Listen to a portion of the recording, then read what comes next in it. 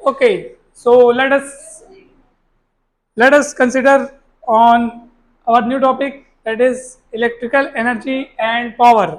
Okay, so चलिए अब हम पढ़ते हैं इसको।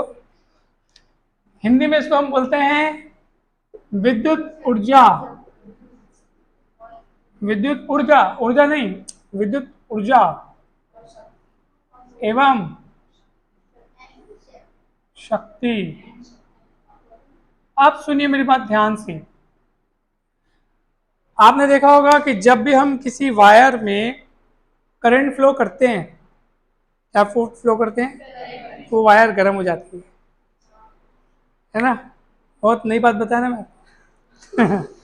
तो सुनिए, अब वो गर्म हो जाती है, इसका मतलब ये है कि हीट प्रोड्यूस होती है। वो हीट प्रोड्यूस क्यों होती है, क्या आपने कभी जानने की कोशिश की? सुनिए मेरी बात। जब किसी वायर में करंट फ्लो होती है, करंट फ्लो हो रही है, इसका मतलब वहां पे उस करंट के अपोजिट डायरेक्शन में कौन फ्लो हो रहे हैं? इलेक्ट्रॉन्स। और ये इलेक्ट्रॉन्स अपने रास्ते में आने वाले पॉजिटिव आयन से टकराते जाते हैं। टकराते जाते हैं तो अपनी ऊर्जा खोते जाते हैं, एनर्जी खोते जाते हैं। फिर वो बैटरी से फिर से एनर्जी गेन करते हैं, फिर आगे बढ़ते हैं, फिर टकराते हैं, फिर अपनी ऊर्जा खोते जाते हैं। तो ये उनकी खोई हुई ऊर्जा ही हीट के रूप में प्रकट होती है, इसलिए तार गर्म हो जाती है। जो एनर्जी वो खोते हैं ना, वही किस रूप में प्रकट होती है?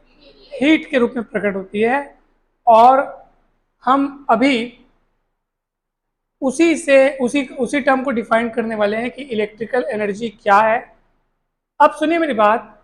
मान लीजिए कि आपने किसी इलेक्ट्रिक सर्किट में कोई एक सेल या बैटरी जोड़ दिया है। क्या जोड़ दिया? और ये की है, और ये सेल हो गया। यहाँ से करंट निकल रही है, ये करंट करंट पास हो रही है, करंट। ठीक है, अब सुनिए मेरी बात ध्यान से।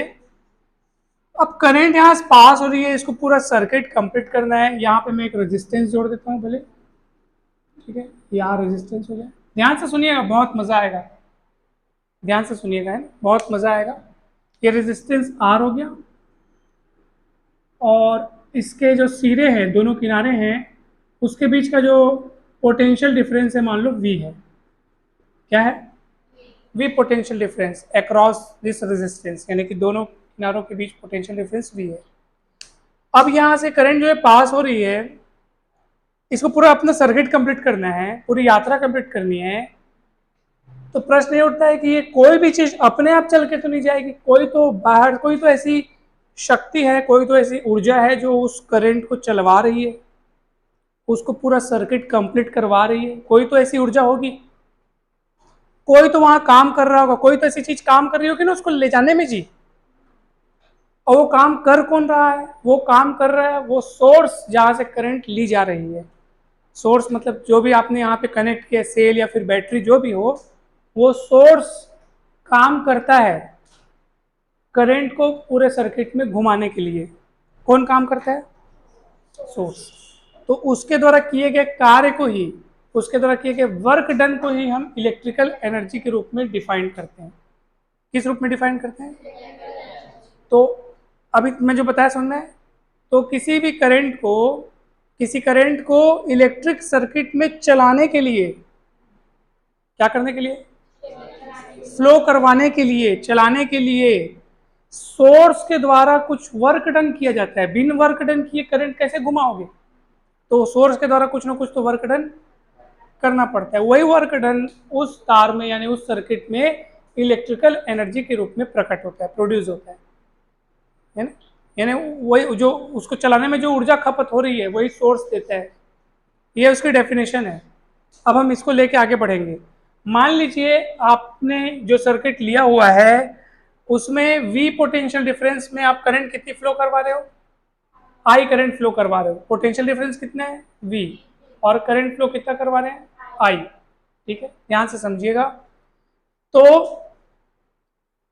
अब ये करंट फ्लो हो रही है, मतलब कि चार्जेस फ्लो हो रहे हैं। कौन फ्लो हो रहे हैं? Flow of charges is called current. तो मान लीजिए कि क्यों चार्ज फ्लो हो रहा है।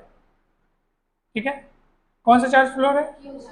तो क्यू चार्ज को V पोटेंशियल डिफरेंस V है और आपको क्यू चार्ज को फ्लो करवाना ले जाना है। कितना चार्ज को ले जाना है? क्यू चार्ज को ले जाना है V पोटेंशियल डिफरेंस के आर पार, यानी इसको पार करके ले जाना है। तो कितना वर्क डन करना पड़ेगा? तो ये वर्क डन का फॉर्मूला हम 36,000 बार कई बार पढ़ चुके हैं, तो हम लोग पढ़े, याद करो। Potential is equals to work done upon charge, ये फॉर्मूला हम लोग कई बार इस्तेमाल किए। तो वर्क डन कितना करना पड़ेगा? Q V. कितना वर्क डन करना पड़ेगा? क्यू। तो ये क्यू वी मैंने यहाँ पे लिख दिया, ये यहाँ पे लिख देता हूँ Q V. What is Q? Q is charge जिसको वी पोटेंशियल डिफरेंस के अंतर्गत ले जाने के लिए कार्य करना पड़ रहा है। ये कार्य कर कौन रहा है? कार्य कौन कर रहा है? वो सोर्स कर रहा है जहां से आप लोग आपने करंट ले रहे, आप जो करंट ले रहे हैं ना, वो सोर्स ये काम कर रहा है। किस बात का काम है? क्यू चार्ज को, उसके जो दो सिरे हैं, मान लो अगर आपने ये दोनों सिरे देख रखे हैं कि सर यहाँ से यहाँ तक अगर अपन क्यू चार्ज को ले जाएंगे, चाहो तो आप ये सिरा पकड़ लो, ये सिरा और ये सिरा पकड़ लो। मान लो इन सिरों के बीच पोटेंशियल डिफरेंस अगर V है, तो एक सिरे से दूसरे सिरे तक क्यू चार्ज को ले जाने में इतना वर्क डन करना पड़ेगा। W is equals to Q V. मान लीजिए कि ये चार्ज आप यहां से वहां तक जाने में T समय लेता है। कितना समय लेता है? T समय लेता है। तो करंट बताइए कितनी होगी? करंट आपको पता होगा कि I इज इक्वल्स टू होता है Q बाई टी। क्या होता है? तो Q इक्वल कितना हो जाएगा? I T. कितना हो जाएगा? मैं आपको क्या बता रहा हूँ कि मान लीजिए Q चार्ज को यहां से वहां जाने में कितना समय लगता है? T समय लगता है। Q चार्ज को अगर यहां से वहां जाने में T समय लगता है, तो करंट कितनी होगी ये बताइए। तो करंट कितनी होगी आपकी बताओ? Q by T. फॉर्मूला पता है ना? Flow of charge with respect to time is called current. Current की डेफिनेशन याद करो, I is equals to Q by T. What is Q? Q charge है जो फ्लो हो रहा है, उसको फ्लो करने में कितना समय लग रहा है? T समय लग रहा है। तो Q की वैल्यू IT, और यहाँ रखो Q की वैल्यू इक्वेशन 1 में। तो कितना मिलेगा बताओ? यहाँ रख दो। W इक्वल टू Q की जगह रखेंगे IT इंटू V, यानी VI T। ये W की वैल्यू आ गई। यही वर्क डन है सर, यही वर्क डन उसमें इलेक्ट्रिकल एनर्जी के रूप में प्रोड्यूस होता है। पहले बताओ समझ में आएगी नहीं? कितने चार्ज को चला रहे हैं सर्किट में? क्यू चार्ज को। कितने पोटेंशियल डिफरेंस के अलॉन्ग? V। भाई पोटेंशियल डिफरेंस रहेगा तब ना चार्ज चलेगा। दोनों भागों का पोटेंशियल सेम रहेगा तो काहे चार्ज चलेगा?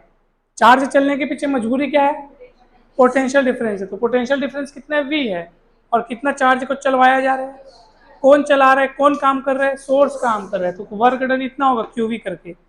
अब हम ये देखना चाह रहे हैं कि वो क्यू चार्ज कितने समय तक फ्लो हो रहा है। तो कितने समय तक फ्लो हो रहा है? T समय तक फ्लो हो रहा है। कितने समय तक? तो फिर करंट बनेगा। तो current is equal to Q upon time. तो Q की वैल्यू निकालोगे IT। क्या निकालोगे? तो ये IT हो गया। फिर Q की वैल्यू को यहाँ रख देना। भाई कहाँ VIT बन गया। क्या बन गया? हो गया, आंसर आ गया। यही इलेक्ट्रिकल एनर्जी है। अब इसका रूप बदल सकते हैं हम लोग कई कई तरीकों से, जैसे कि हमने पढ़ा था V इक्वल आई आर। क्या पढ़ा था? रख देना V इक्वल आई आर। तो W कितना मिलेगा बताओ? आई आर और बाजू में और IT भी है नहीं, इंटू करके, तो आई स्क्वायर RT मिल जाएगा। नहीं मिलेगा क्या बताओ बोला? एक फॉर्मूला और तैयार करना, कुछ नहीं है, खाली वो फॉर्मूला रख रख के चेंज करना है, घबराने की बात नहीं है। एक और बात और मैं आपको बता रहा हूँ, क्योंकि V बाई अब R इक्वल होता है I, V बाई आर, यहाँ से R को नीचे ला लो, तो V बाई आर इक्वल क्या हो जाएगा? I की वैल्यू अगर यहाँ रखोगे तो W का एक और फॉर्मूला मिलेगा। V और I की वैल्यू रखो V बाई R और ये T, तो कितना हो जाएगा बताओ? V square by RT। समझ में आ रहा है? एक और फॉर्मूला निकाल सकते हैं अपन। पूछो कैसे? देखो मैं बता रहा हूँ, नहीं ज़्यादा हो गया, तीनों फॉर्मूले तैयार हो गए। ठीक है, तो तीन फॉर्मूले याद रहेंगे आपको। ये VIT, ये IRT के टर्म्स में, ये VRT के टर्म्स में। पक्का? कोनो डाउट है क्या? कोनो डाउट है? हाँ हाँ, इसी इसी वर्क डन को अपन क्या बोलते हैं, इसी वर्क, यही वर्क डन तो उस सर्किट में किसके रूप में प्रोड्यूस होता है, इलेक्ट्रिकल एनर्जी के रूप में, यानी हीट के रूप में प्रोड्यूस होता है, और उसी को अपन एच से लिखते हैं आगे चल करके। तो ये वर्क डन को आप एच एच एच एच लिख देना, वी आई टी का हो, चाहे उसको वी स्क्वायर आर टी का हो, चाहे उसको V square by R T का हो। समझ में आया? कोई डाउट है क्या?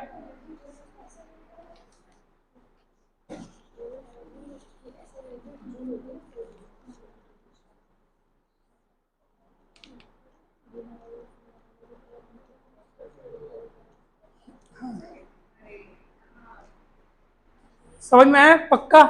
ओके, चलिए ये टॉपिक अब क्लोज करते हैं।